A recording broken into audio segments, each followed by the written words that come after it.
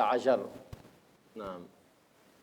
الركن اصطلاحا جزء من الماهية، لا تتحقق الماهية إلا به، ما تصح الصلاة إلا بالأركان. لو ترك ركن وسجد السهو 1000 مرة ما يجبر بسجود السهو، لابد يأتي به. وإن تذكره بعد الصلاة لابد يعيد الصلاة مرة أخرى، إلا إن قرب الفصل فيرجع للصلاة ويأتي به ويسجد للسهو. نعم. أركان الصلاة 17، عد الطمأنينات الأربع في محلها الأربع أركان مستقلة.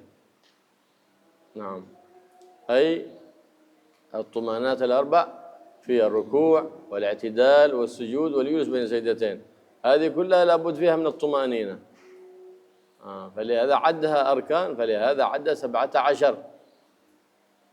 ومن عدها أي الطمأنينات 4 هيئة تابعة للركن، شرط من الأركان للأركان، عد أركان الصلاة 13. والخلاف هذا لا يترتب عليه شيء، إنما هو خلاف لفظي لا يترتب عليه شيء، مسألة معنوية، فلهذا لا داعي للخوض في ذلك. نعم. فشرع بيتكلم على أركان الصلاة، والصلاة صلة بين العبد وربه، وفي اللغة الدعاء، الصلاة في اللغة الدعاء. نعم. وشرعا أقوال وأفعال مفتتحة بالتكبير ومختتمة بالتسليم غالبا، غالب الصلاة كذا، أقوال وأفعال. لكن هناك لنا صلاة فيها أقوال بلا أفعال، كما صلاة الجنازة، أقوال بلا أفعال، وأفعال بلا أقوال كما صلاة الأخرس ما يستطيع الكلام، هذا أفعال بلا أقوال. نعم. وإلا فالغالب الناس أقوال وأفعال، أولها الله أكبر التكبير وآخرها السلام، هكذا هي الصلاة شرعا.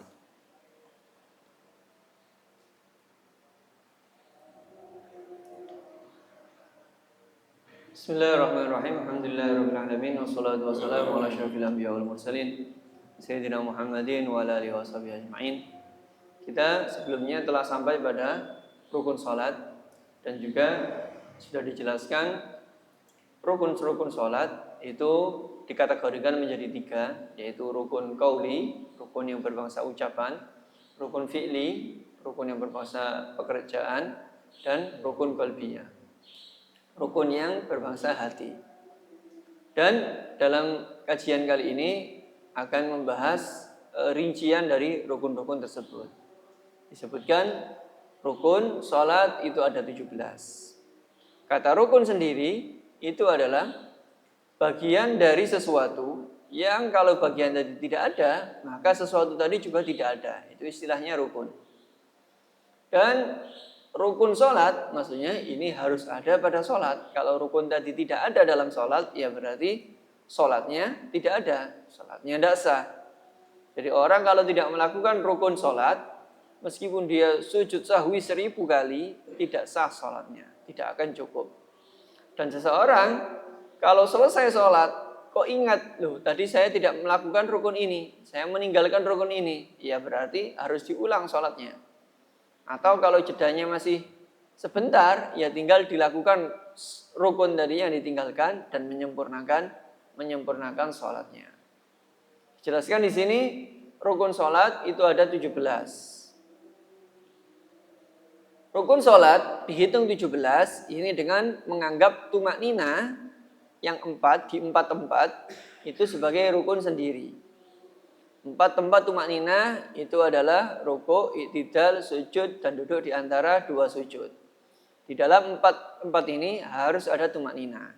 Nah, kalau tumaknina dijadikan satu rukun sendiri, maka jumlah rukun sholat ada 17. Tapi kalau tumaknina dijadikan satu dengan rukuk, i'tidal, sujud, dan duduk di antara 2 sujud tadi, ya maka jumlah total rukun sholat itu ada 13. Jadi kadang kalau di kitab dijelaskan rukun sholat ada 17, kadang ada 13. Itu hanya perbedaan yang khilaf lafzi, ya, perbedaan yang tidak ada makna yang dalam di dalamnya.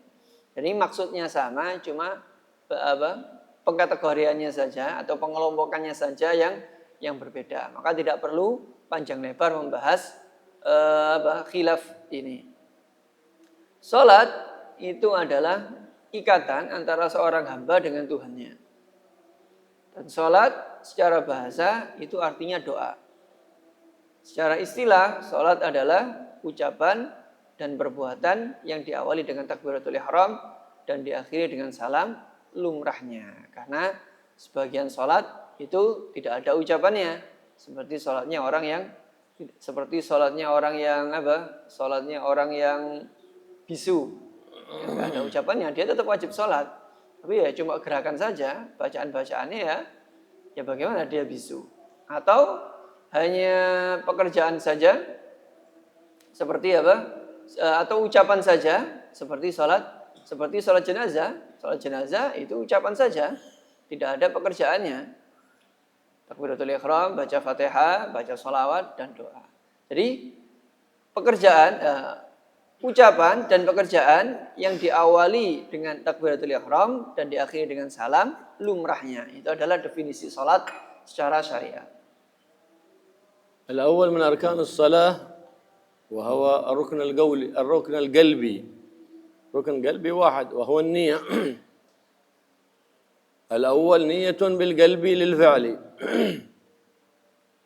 فيكفي استحضار النية بالقلب والتلفظ بها سنة محلها القلب لابد ويعين ذات السبب والوقت إذا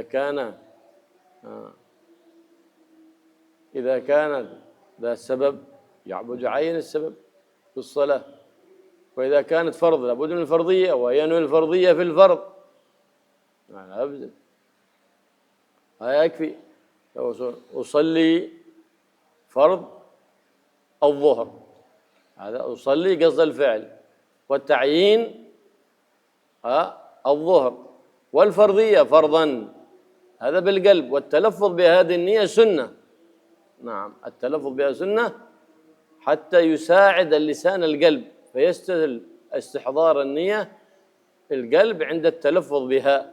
نعم فإذا كانت الصلاة فرضا فلا بد من قصد الفعل والتعيين والفرضية. أما إذا كانت نافلة مؤقتة وذات سبب كما كسوف فلا بد أن يعين يصلي ركعتين سنة صلاة الخسوف سنة صلاة الاستسقاء وصلي ركعتين سنة صلاة عيد الفطر وصلي ركعتين سنة صلاة عيد الإضحى لابد من تعيين. نعم أو كانت مؤقتة لابد من تعيين كذلك في المؤقتة وصلي ركعتين سنة الإشراق وصلي ركعتين سنة الضحى وصلي ركعتين سنة قبلية الصبح وهكذا سنة قبلية الظهر قبلية بعدية الظهر قبلية العصر. هذه مؤقتات. الصلاة المؤقتة لابد من تعيين. أما إذا كانت الصلاة مطلقة نفل مطلق بس قصد الفعل فقط أصلي يكفي هذا بتصلي 10 ركعات لله تعالى الله أكبر وصلي 100 ركعة لله تعالى الله أكبر بتصلي حتى 1000 ركعة. هذا قصد الفعل فقط أي قصد فعل الصلاة. هذا النية لابد من النية. فإذا يصلي فرض إذا كان الصلاة فرضا لابد من 3 أشياء قصد الفعل التعيين والفرضية. أما تصلي فرض الظهر 4 ركعات تعيين عدد الركعات سنة صلي فرض 4 ركعات. فإذا كنت مأموما تقول مأموما تنوي المأمومية وإذا كنت إماما تنوي إمامة. لله تعالى كذلك سنة. هذا أكمل النية أن تقول أن تنوي مستقبل القبلة هذه سنة. هذا الأقل النية أصلي فرض الظهر أقل النية هذه. وأكملها أن تقول أصلي فرض الظهر 4 ركعات مأموما أو إماما مستقبل القبلة أداء إن كانت الصلاة أداء، قضاء إن كانت الصلاة قضاء لله تعالى الله أكبر. هذه النية تكون مقرونة بتكبيرة الإحرام الذي هو ركن الثاني تكبيرة الإحرام، الله أكبر، هذه النية مقرونة به. نعم.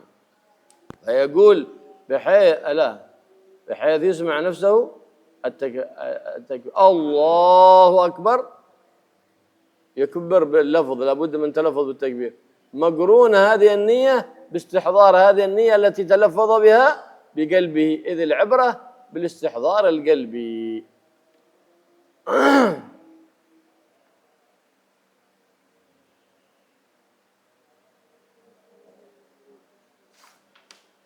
Rukun yang pertama dari rukunnya sholat adalah rukun yang berbangsa hati, yaitu niat. Niat itu tempatnya ada di hati. Niat melakukan sholat, wajib menghadirkan niat ketika apa? Ketika sholat. Adapun mengucapkan niat itu sunnah. Jadi yang jadikan acuan utama dalam niat itu ketika takbiratul ihram di hatinya menghadirkan niat. Dan dalam sholat harus menjelaskan apakah itu sholat yang mempunyai sebab atau sholat yang mempunyai waktu, harus dijelaskan. Apakah itu sholat fardu, harus dijelaskan dalam niat, harus dihadirkan dalam niat. Usolli fardhu dhuhri, misalnya saya niat sholat fardu zuhur, saya niat sholat, ini menjelaskan pekerjaan. Anda sedang sholat. Terus fard ini menjelaskan bahwa sholat yang Anda lakukan adalah fardu. Zuhur ini ta'yin, itu sholat yang mempunyai waktu. Jadi seperti itu. Adapun mengucapkannya sunnah. Kenapa kok disunahkan mengucapkannya? Salah satu hikmahnya adalah untuk membantu hati agar bisa menghadirkan niat dengan mudah. Jadi pengkategoriannya, kalau sholat yang Anda lakukan adalah sholat fardu, maka minimal harus ada 3 hal dalam niat. Qasdul fi'li, yaitu usolli, ta'yin, zuhur atau asar, terus niat fardiyah, niat bahwa sholat yang Anda lakukan itu fardu. Usolli fardhu zuhri. Jadi harus ada 3 hal. Qasdul fi'li, ta'yin, dan fardiyah. Ini batas paling minimalnya. Kalau sholat kita adalah sholat fardu. Dan kalau sholatnya sholat sunnah dikategorikan menjadi 2. Sholat sunat yang mempunyai sebab atau waktu. Yang kedua, sholat sunat mutlak. Sholat sunat yang mempunyai sebab itu seperti sholat gerhana. Ini sholat sunat yang mempunyai sebab. Sholat istisqa, ini sholat mempunyai sebab. Maka minimal ada 2. Qasdul fi'li, usolli, dan ta'yin, menjelaskan sholat yang Anda lakukan. Usolli sholatul istisqa, usolli sholatul kusuf. Nah, misalnya harus ada qasdul fi'li, usolli, dan menjelaskan sholat yang Anda lakukan. Atau sholat Anda sholat yang mempunyai waktu, sholat sunat duha, sholat sunat isyraq, qabliyah, ba'diyah, usolli qabliyatul zuhri, usolli qabliyal asri. Usolli qasdul fi'li dan ta'yin. Ini kalau sholat yang kita lakukan sholat sunat yang mempunyai sebab atau yang mempunyai waktu. Kategori yang ketiga, sholat sunat yang mutlak. Ya, Anda ingin sholat sunat gitu saja, maka hanya wajib qasdul fi'li saja. Wajib usolli saja. Usolli lillahi ta'ala, udah selesai. Saya niat sholat, selesai. Mau Anda sholat 100 rakaat, Anda mau sholat 1000 rakaat, kalau sholat sunat mutlak itu bisa. Dalam sekali takbiratul ihram Anda sholat 100 rakaat, 1000 rakaat, terserah. Dan yang wajib dalam niat minimal hanyalah qasdul fi'li. Jadi ini penjelasan minimal dalam niat. Adapun menjelaskan hitungan rakaat dalam niat itu hukumnya sunnah. Menjelaskan bahwa Anda makmum dalam sholat itu juga hukumnya sunnah. Anda menambahkan lillahi ta'ala itu juga sunnah. Anda menambahkan mustaqbilal kiblah, itu juga sunnah. Jadi minimalnya sholat, niat sholat, usolli fardhu zuhri, itu sudah sah. Karena sudah mengandung itu tadi qasul fi'li, ta'yin dan fardhiyah. Sempurnanya ya usolli fardhu zuhri, 4 rakaat, mustaqbilal kiblah, adaan kalau sholat ada, qadhaan kalau qadha, makmuman kalau makmum, mustaqbilal kiblah lillahi ta'ala. Itu yang sempurnanya. Jadi dan sebagaimana dijelaskan di awal tadi, niat harus berbarengan dengan takbiratul ihram. Dan yang dijadikan tolak ukur dalam niat itu kita menghadirkan niat tadi di dalam hati. ويقول بحيث يسمع نفسه ككل ركن قولي الله أكبر. كل ركن قولي ما يتأدى إلا بأن تتلفظ بحيث تسمع نفسك. أو ما يكفي ما أسمعت نفسك. حتى لو كان هناك إزعاج بتقدير أنه لو لم يكن إزعاج بتسمع نفسك. يكفي هذا. إذا في أصوات مزعجة ترفع صوتك بحيث تسمع نفسك لو لم يكن ذلك الإزعاج أو تلك الفوضى. حينئذ هكذا ركن قولي: الفاتحة، التشهد، الصلاة على النبي محمد صلى الله عليه وسلم، السلام، هذه أركان قولية كلها، فلا بد أن تسمع نفسك. ولا فيها ما يكفي، لابد تسمع نفسك. الله أكبر. ما هو تسمع بجانبك، لا، هذا جهر، هذا تتلفظ سرا بحيث تسمع نفسك. ما هو يسمعك من بقربك، لا، هذا جهر، ما ينبغي، هذا مخالف السنة. لا، بحيث تسمع نفسك أنت فقط، اللي بجانبك ما يسمعك. تسمع نفسك بس. أما ما يفعله اليوم الناس من رفع الأصوات بالأركان القولية فهذه من ابتداعات الجهال التي ظهرت في هذا الزمان. تراهم يجهرون بالتكبير، المأموم كلهم يجهرون بالفاتحة.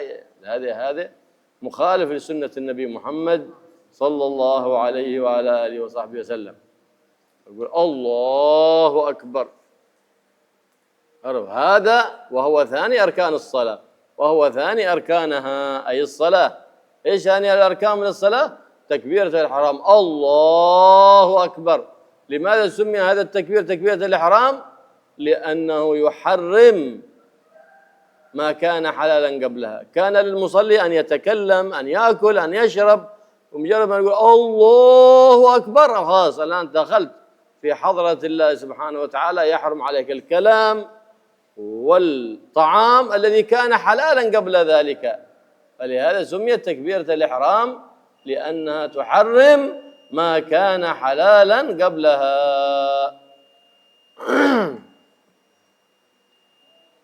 Ya, rukun yang kedua adalah takbiratul ihram. Takbiratul ihram yaitu ucapan Allahu Akbar. Dan dalam mengucapkan takbiratul ihram, dalam mengucapkan Allahu Akbar, ini harus mengangkat suara sekira dirinya sendiri dengar. Sudah, cukup dirinya sendiri saja. Memperdengarkan dirinya sendiri. Dia sendiri mendengar apa yang dia ucapkan, yaitu Allahu Akbar tadi. Jadi tidak bisa, tidak cukup. Orang kalau takbiratul ihram dia sendiri nggak dengar, cuma kecap-kecap gitu saja, menggerakkan bibirnya, tapi suaranya tidak didengar oleh dirinya sendiri. Ini tidak cukup. Seumpama kalau ada rame-rame gimana? Kalau ada suara gaduh gimana? Yes, diangkat suaranya sekira kalau seumpama kegaduhan tadi tidak ada, dia pasti akan bisa mendengar. Jadi seperti itu. Dan ini patokan ini menjadi patokan semua rukun qauli, yaitu takbiratul ihram, Fatihah, tasyahud, membaca sholawat dan salam. Ini 5 ini kan rukun qauli. Patokannya seperti itu. Harus mengangkat suara sekira dirinya sendiri dengar. Lafadznya takbiratul ihram yaitu Allahu Akbar. Dan tidak perlu mengangkat suara sampai orang di sampingnya dengar.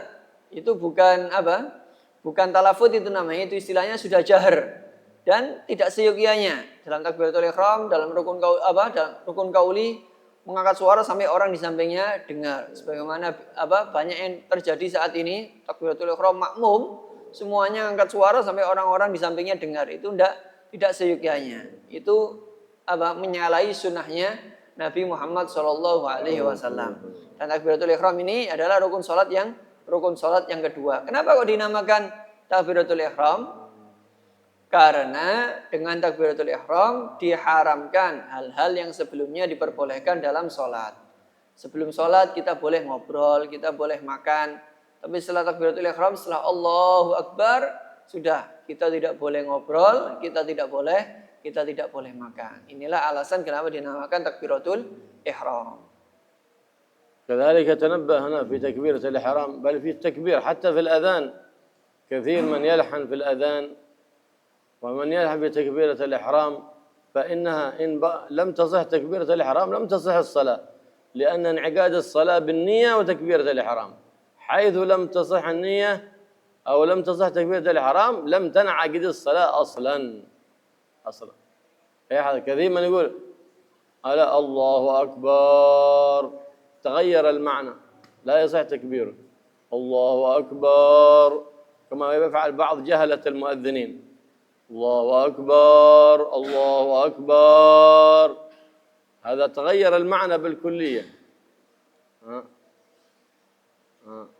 من حيث اللغة العربية تغير المعنى أو إكبار تغير المعنى آخر بل لو قصد المعنى الحقيقي لها كفر والعياذ بالله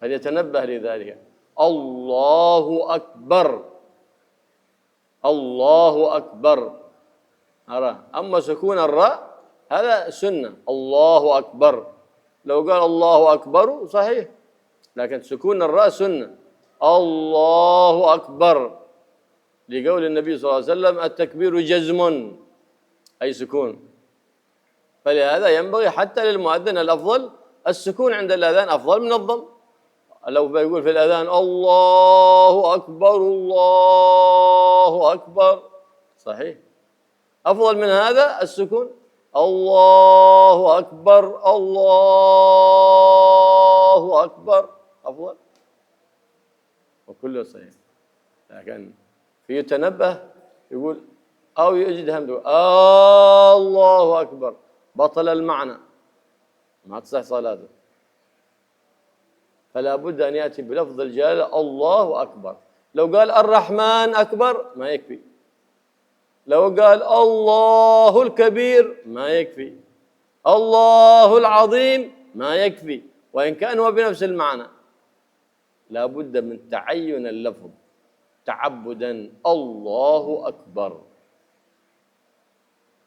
الله أكبر لا بد فليتنبه لذلك فإن كثير من يغلط في ذلك أو يمد والله أكبر بطل التكبير كذلك سواء في الصلاة أو في الأذان الله أكبر أو يعطي باب العطف الله أكبر الله أكبر كذلك بطل التكبير يقول الله أكبر إن كانت الصلاة باطلة وإن كان الأذان تكبير غير صحيح الله أكبر فليتنبه لذلك فإنه كثير ما يقع فيه العامة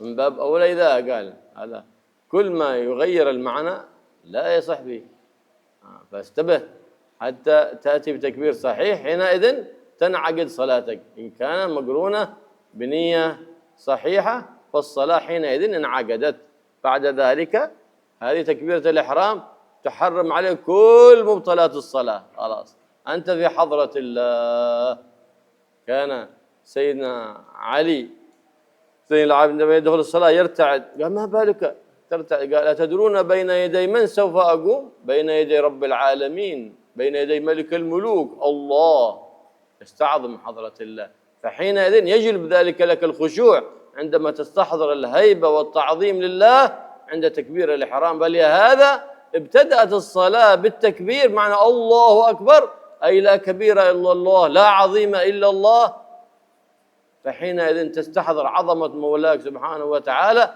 فتدخل الصلاة وأنت معظم لله فلا يخطر في بالك إلا الله لا تصفط لا تتلفت، لا تعمل أي شيء يسيء الأدب مع الله، لا تعبث بأنفك ولا تعبث بجوالك ولا تعبث بشيء من ثيابك، دائما مع الله. ولا تتلفت، فإن تلك الالتفاتات في الصلاة اختلاس يختلس الشيطان من صلاتك، سواء التفات القلب أو التفات البصر.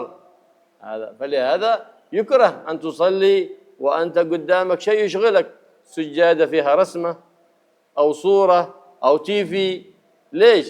لأنه بيسلب الخشوع من الصلاة، ولب الصلاة الخشوع، فلا يكتب لك من صلاتك إلا على قدر ما حضر فيها قلبك.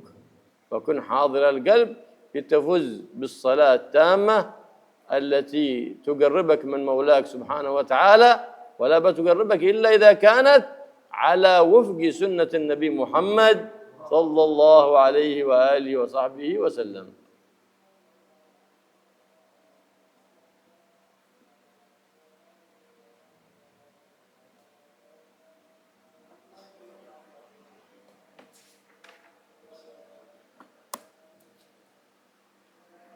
Dan perlu diperhatikan dalam takbiratul ihram atau dalam adzan itu harus diperhatikan benar-benar. Jangan sampai lafaz yang diucapkan salah. Kenapa? Karena takbiratul ihram ini poin dimulainya sholat. Kalau takbiratul ihramnya tidak sah, ya berarti sholatnya tidak sah. Jadi lafaz takbiratul ihram itu Allahu Akbar. Jangan sampai salah. Sebagian orang-orang bodoh, orang-orang yang nggak ngerti, ketika takbiratul ihram atau ketika azan dipanjangkan alifnya Allahu Akbar. Ini tidak sah. Kalau takbiratul ihram sholatnya tidak sah. Kalau azan ya azannya tidak dapat kesunahan, azan nggak dihitung. Jadi itu sudah berubah maknanya. Anda memanjangkan alif setelah ba Allahu Akbar, ini maknanya sudah berubah dalam bahasa Arab. Yang tidak sah. Atau Anda kasroh hamzanya Allahu Akbar, ini tidak sah. Harus diperhatikan. Bahkan kalau sengaja Anda sengaja, itu dosa. Kalau Anda sengaja maknanya bisa keluar dari Islam. Adapun mensukun ro itu hukumnya sunnah. Allahu Akbar itu sunnah. Ro-nya Anda sukun itu sunnah. Karena hadisnya Nabi Muhammad SAW, takbiru jazmun, takbiratul ihram itu disukun akhirnya. Boleh Anda dhamahkan, boleh. Allahu Akbaru itu boleh. Tapi sunnahnya adalah disukun. Juga ini perlu diperhatikan lagi, Anda panjangkan alifnya lafaz jalalah. Allahu Akbar. Ini sama, tidak sah. Dan harus pakai lafaz Allahu Akbar. Lafaz jalalahnya Allah, terus menggunakan lafaz Akbar. Tidak boleh diganti dengan yang lain. Anda ganti dengan Ar-Rahmanu Akbar misalnya. Tidak sah takbiratul ihramnya. Kalau di azan juga tidak sah azannya. Atau lafaz Akbarnya Anda rubah sehotnya. Allahul Kabir.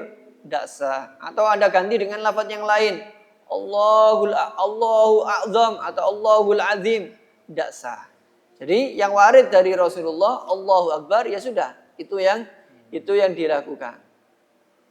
Dan perhatikan lagi, sebagian orang juga memanjangkan haknya lafaz jalalah. Allahu Akbar, ini juga sama, tidak sah. Atau ditambahi wawu Allahu Akbar, ini juga tidak sah. Jadi perhatikan hal-hal seperti ini, kelihatannya sepele, tapi bisa fatal kalau dilakukan. Karena sholat itu nggak akan sah kalau takbiratul ihramnya tidak sah. Begitu juga dengan azan nggak akan sah kalau lafaz-lafaznya tidak dilafatkan dengan sah. Jadi hati-hati. Karena setelah takbiratul ihram ini kita akan memasuki hadirat Allah Subhanahu wa ta'ala. Jadi poin yang sangat penting itu adalah takbiratul ihram. Dan ketika kita sudah sholat, kita diharuskan seyogyanya kita menghadirkan sosok Allah Subhanahu wa ta'ala. Menghadirkan keagungan Allah Subhanahu wa ta'ala. Allahu Akbar itu maksudnya Allah yang maha Allah yang Maha Agung. Sesungguhnya kita menghadirkan makna tersebut. Sayyidina Ali Zainal Abidin ketika mau sholat, itu beliau gemeter. Ketika ditanya, kenapa sampean kok gemeter?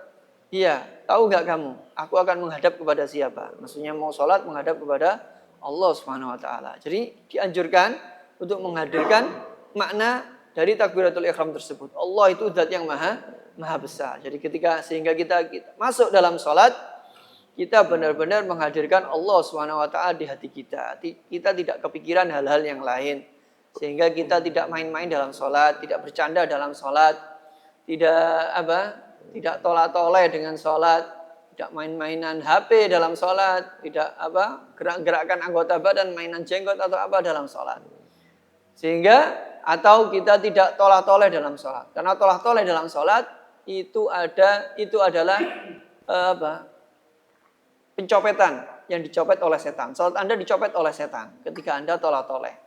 Baik tolak-toleh dengan hati Anda memikirkan yang lain, atau tolak-toleh dengan pandangan, ngeliat ini, ngeliat itu. Makanya makruh sholat di hadapan sesuatu yang bisa menyibukkan Anda. Sholat di depannya sajadah yang ada gambarnya.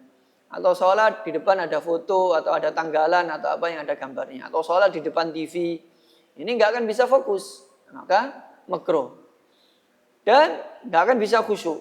Karena sholat itu, nilai sholat kita itu tergantung khusyuk kita. Berapa persen khusyuk kita dalam sholat? Seperti itulah nilai sholat kita. Jadi, dan sholat yang bisa mendekatkan kita kepada Allah Subhanahu Wa Taala adalah sholat yang sesuai dengan tuntunan Nabi Muhammad Sallallahu Alaihi Wasallam. Allah yafaqihna fi din wa aliman hadihi wa la sawa as-sabil ja'alna min ulama al-alamin al-alimin al-alimin Nabi Muhammad ar-Raufur Rahim. فاشرح صدورنا ويسر أمورنا ويغفر ذنوبنا ويستر عيوبنا بها النبي محمد الرؤوف الرحيم صلى الله عليه وسلم والحمد لله رب العالمين بسر الفاتحة وإلى حضرة النبي محمد صلى الله عليه وسلم. بسم الله الرحمن الرحيم. صلينا من الحمد لله رب العالمين وصل وسلم على سيدنا ربنا تقبل منا. سبحانك اللهم وبحمدك أشهد أن لا إله إلا أنت أستغفرك. اللهم يا كافي